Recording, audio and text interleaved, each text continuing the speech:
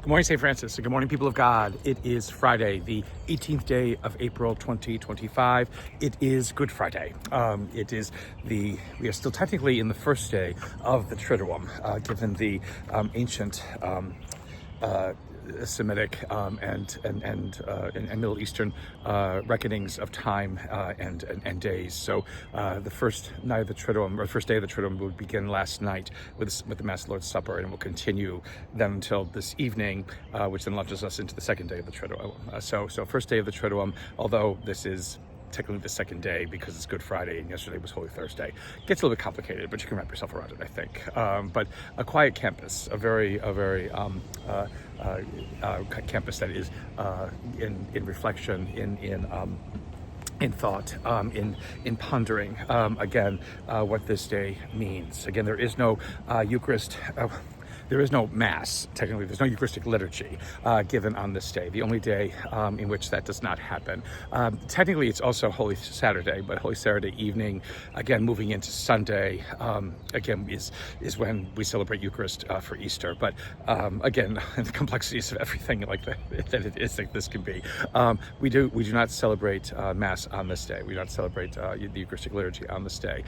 Eucharist is given on this day, but that was a later introduction into the Good Friday service. It was enough just to remember the Passion. It was enough then to adore the cross. But then people's desire to be in union with Christ on this day of great love, basically, is the reason why then Eucharist that is reserved is then given out to everybody. So just a little bit of a background of this. And like I said, a day of great love, not a day of suffering. Yes, there is suffering that is involved within it, but that is not the centerpiece. If it is the centerpiece, then we are lost, because we can get lost in the suffering, and that's all that there is. And again, we sometimes think that is the most important thing, and it isn't. It's the fact that suffering leads to life. It's the fact that suffering leads to resurrection. It's the fact that suffering leads to beginning again, but on God's terms.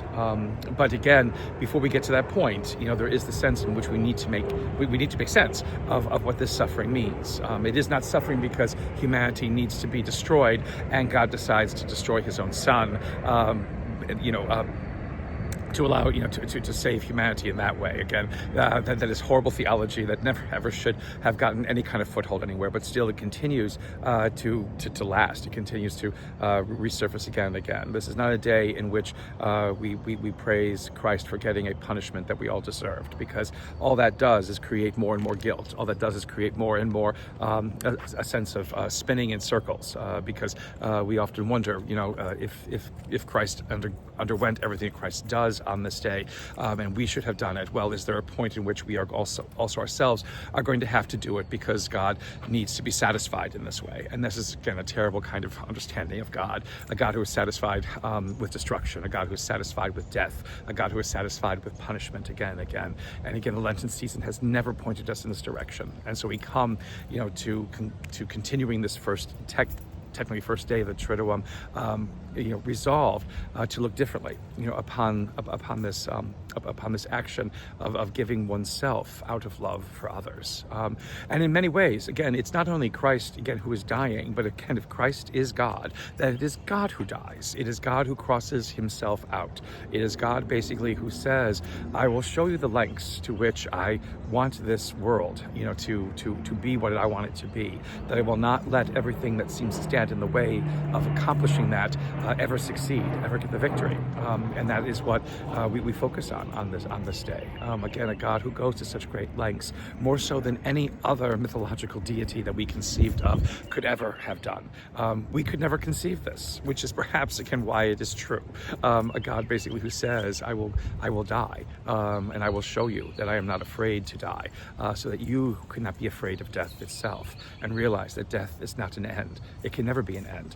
And so it reinforces again our own understanding of ourselves and of our faith. Again, it's that which basically moves from death to life, death to life, death to life, always.